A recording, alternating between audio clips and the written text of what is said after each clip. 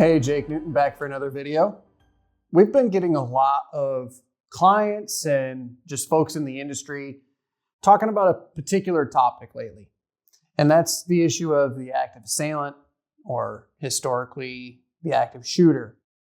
But want to talk a little bit about some of these acts of targeted intentional violence we've been seeing, particularly those that we saw before the new year with Brian Thompson, recently with the Charlie Kirk assassinations, some of these political figures that we've been seeing get assassinated or targeted. And we have a lot of folks that we've been talking to in the industry where this is generating, righteously so, a lot of concern. And folks are wondering what to do about it. And so I want to unpack this a little bit and talk about how you as an organization can address this issue, but do so in a manner that is going to be durable over the extended period of time. So let me start with what's kind of the issue at hand. What's been the things we've been hearing from some folks that have been asking us to help them out, and maybe you've been hearing the same or differently. But I want to talk about what that looks like and then give you a couple different ways on how you can address the issue. In a nutshell, here's what we're hearing. We need active assailant training, or we need training that addresses the issue such as we've been seeing thus far this year. The ones that are hitting some of those individuals of notoriety and causing that significant stress societally, but also on organizations, leaders, or even individuals at large. But that's kind of the request we're hearing is how do we address with this issue? And we need active assailant training to deal with this issue in particular. Well, I want to unpack that, and here's a couple thoughts. Thought number one is active assailant training is fantastic, but it's insufficient in and of itself. This is something where we can actually address how you would respond to that kind of a circumstance if it were to occur. Whether an organization uses a run, hide, fight protocol or avoid, deny, defend, or whatever that protocol is, giving individuals that education on how to survive that kind of a scenario couldn't be more important. It's really, really important that individuals get that kind of training. That being said, there's so much more that we can be doing in addition to training for that specific issue if it does occur. So let's start by talking about that issue by itself. Let's prepare for that kind of a circumstance holistically without just focusing on the training. Here's what I mean. Let's develop a plan. At the center, and based upon prevailing standards in this space, we talk about the 3 R's: readiness, response, and recovery. Within that, a readiness practice is the training like we're talking about, but there's way more that we could talk about that helps us prepare as an organization, build in readiness practices to bolster our ability to respond and actually recover from the incident. So training in actuality is really just one small slice of this. What are some things that go into a plan? Starting off with the readiness practices, these are all of these things that we want to do as an organization to prepare for the possibility that this high impact, albeit low probability circumstance occurs. One of the big things you can do, if you forget everything else I talk about in this video, is start developing a relationship with your local emergency management folks. First responders, law enforcement in particular, local medical capabilities, fire, EMS. We want to have those kinds of discussions because they deal with things like this on a fairly regular basis and can tell you what their limitations are, what their capabilities are, what kind of support they can bring to you as an organization, and also help with other readiness practices that we would want to have outlined in our plan. So what are those things? Well, we want to have some sort of mass notifications capability. How can we alert our individuals that there is a potential problem? Give them a heads up. Think about like a manufacturing facility where it's really noisy. How can we alert those folks that might not hear shots fired or hear that kind of noise? We want to have, yes, the training for individuals, but also what about the training for those responsible for managing the response to this? So there's some competency we want to make sure we generate for this, but we also want to make sure that the leaders responsible for managing the response and recovery have that competency, and then let's exercise that readiness as well. So training is kind of that part we want to have outlined in the plan. What are those training requirements? We want to do assessments of our facilities, and that should be a periodic thing that we have as a practice and something that we outline in our plan as a readiness practice. Roles and responsibilities. Who's going to be doing what? What does readiness look like? It should be multidisciplinary. Security, if you have security, or those responsible for security are going to have a great insight into how to protect the organization, how to protect its people, where HR is going to have a great insight into training people, maintaining accountability with folks. Maybe the personnel rosters and all those kinds of things are housed with HR. Legal, facilities, all of these folks we want to have a conversation with and make sure that they have the requisite application in this entire process.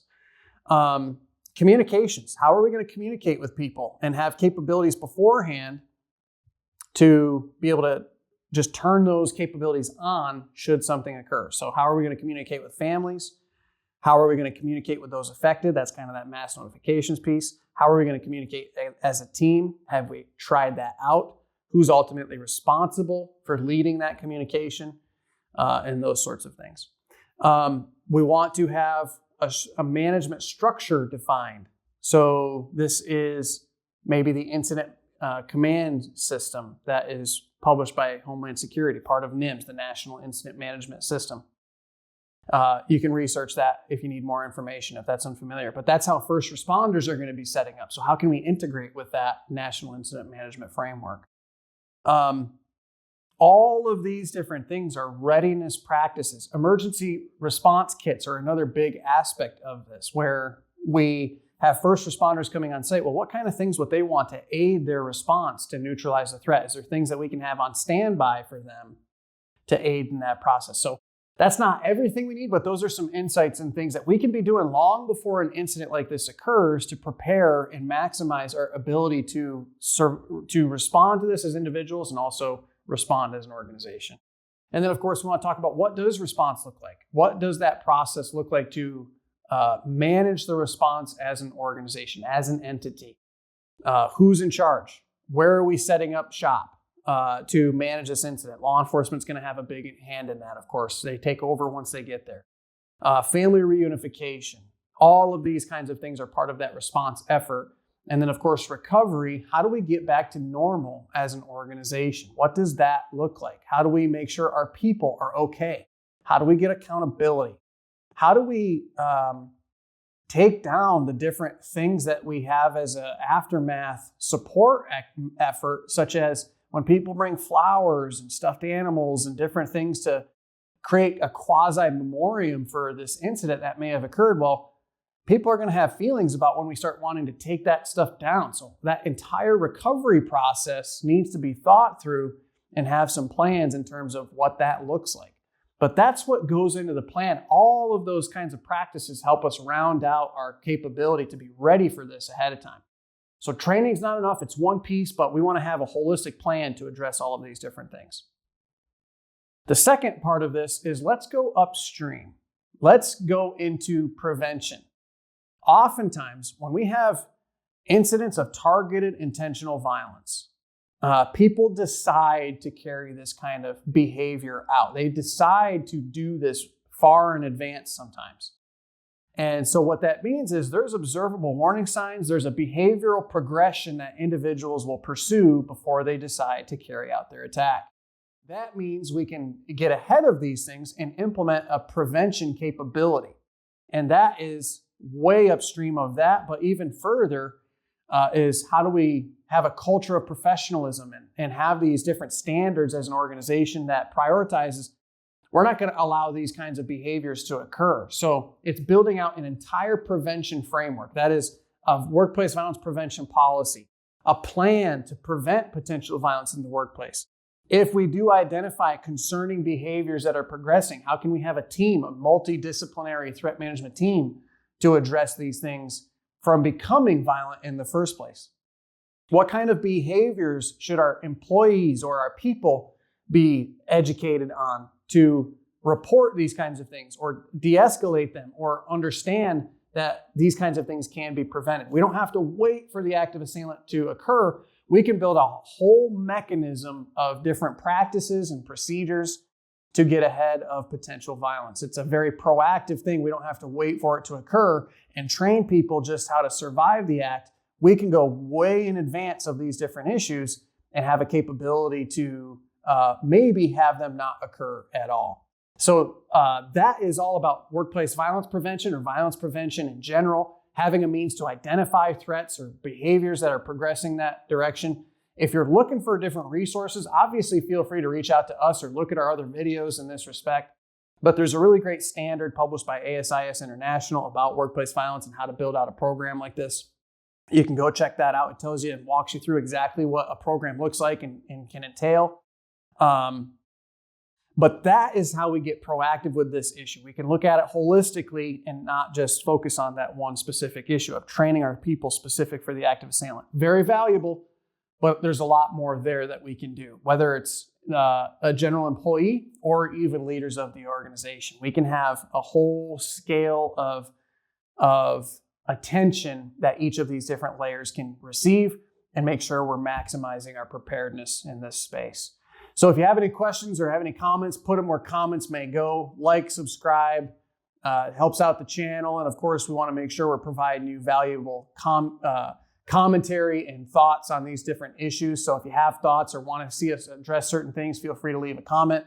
CPPS.com for our website. Go to our newsletter and sign up for that, the centerfold that comes out on a bi-weekly basis. But until the next one, thanks for watching.